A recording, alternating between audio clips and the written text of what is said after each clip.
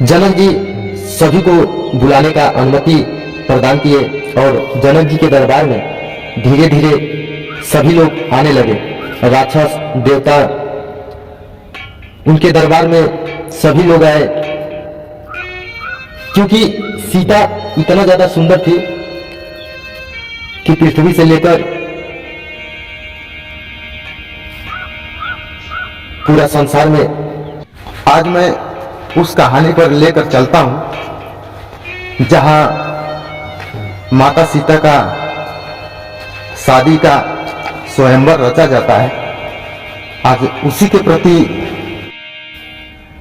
जनक जी सभी को बुलाने का अनुमति प्रदान किए और जनक जी के दरबार में धीरे धीरे सभी लोग आने लगे। राक्षस देवता उनके दरबार में सभी लोग आए, क्योंकि सीता इतना ज्यादा सुंदर थी कि पृथ्वी से लेकर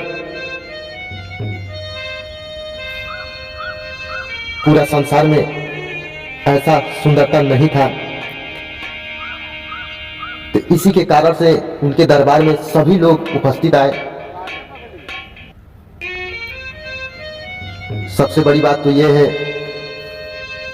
कि सबसे विद्वान और ताकतवर रावण भी उनके दरबार में आए और उधर विश्वामित्र, राम और लक्ष्मण तीनों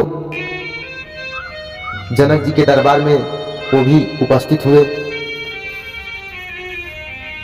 जनक जी तो सभी को देखकर इतना ज्यादा प्रसन्न हुए, लेकिन एक बात को लेकर बहुत ज्यादा उनको चिंता था कि इस शिव धनुष को तोड़ेगा कौन। तोड़ने की तो बात दूर की है, इसे हिला कोई पाएगा कि नहीं। इसी बात को लेकर जनक जी इतना ज्यादा चिंता में थे और परेशान थे। लेकिन जितने भी उनके दरबार में आए हुए थे सभी ने प्रारंभ किया धनुष को उठाने के। पहले राक्षस बारी बारी से आते हैं और अपना पूरा ताकत बल लगाते हैं, पर धनुष को उठाने की तो बात दूर की है, उसे हिला नहीं पा रहे थे। सभी राक्षस बारी बारी से अपना पूरा ताकत और बल लगाते गए, पर उस धनुष को हिला तक नहीं पाए। फिर उधर मानव जो पृथ्वी के कुछ लोग हैं वो भी बारी बारी से आते हैं और उस धनुष को उठाने का प्रयास करते हैं, पर उस धनुष को उठा की तो दूर की बात है, उसे हिला तक नहीं पाते हैं। उधर रावण के जितने भी दरबार में के राक्षस थे वो भी अपना पूरा ताकत और बल लगाए, पर उसे हिला नहीं पाए। इधर जनक जी मन ही मन सोच रहे थे कि इस शिव धनुष को कोई हिला ही नहीं पा रहा है, तो मेरे बेटी से ब्याह कौन करेगा।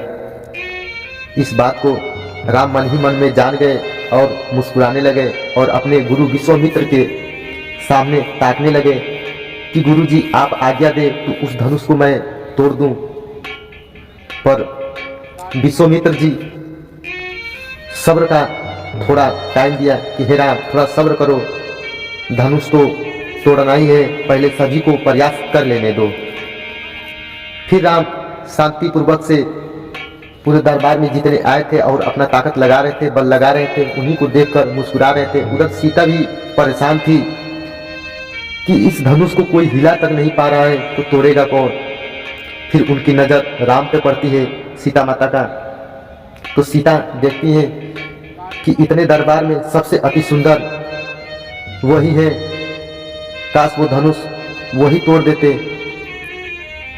तो मैं प्रभु का 3 दिन व्रत रहती, जो शिव शंभु।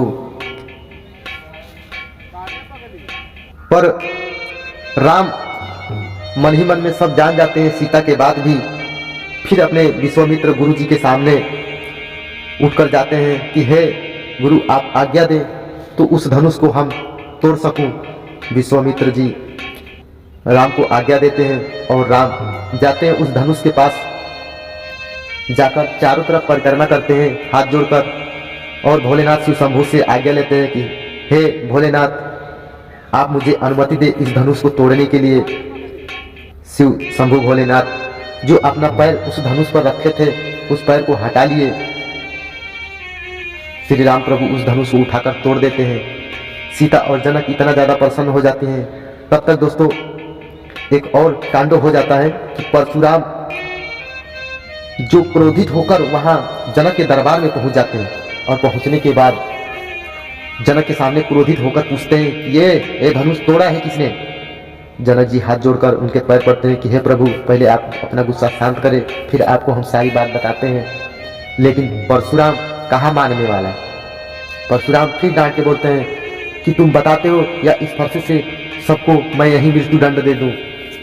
तब तक लक्ष्मण क्रोधित होकर परशुराम के सामने जाते हैं और कहते हैं कि हे साधु,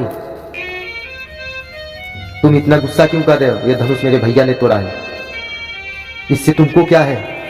परशुराम क्रोधित होकर बोलते हैं, ए बालक, अभी तू नादान है, हट जा। लेकिन लक्ष्मण और परशुराम आपस में लड़ने लगते हैं। फिर श्री राम प्रभु परशुराम के सम्मुख जाते हैं और हाथ जोड़कर कहते हैं, हे प्रभु परशुनाथ जी, आप थोड़ा गुस्सा शांत करें, हम तो बालक हैं। परशुराम गुस्सा शांत नहीं करते हैं। फिर राम भगवान अपना असली रूप विष्णु का अवतार दिखाते हैं। तब जाकर परशुराम का गुस्सा शांत होता है और परशुराम हाथ जोड़कर श्री राम प्रभु के पैर पड़ जाते हैं कि हे प्रभु, हम आपको पहचान नहीं पाए, हमें क्षमा कर दीजिए। श्री राम प्रभु मुस्कुराते हैं और कहते हैं कोई बात नहीं। फिर सीता और राम का विवाह होता है। विवाह होने के बाद विश्वामित्र सीता और लक्ष्मण और राम तीनों के साथ चल देते हैं। दोस्तों आगे का कहानी आप सभी को फिर बताएंगे। तब तक आप सभी को वंदे मातरम, जय श्री राम।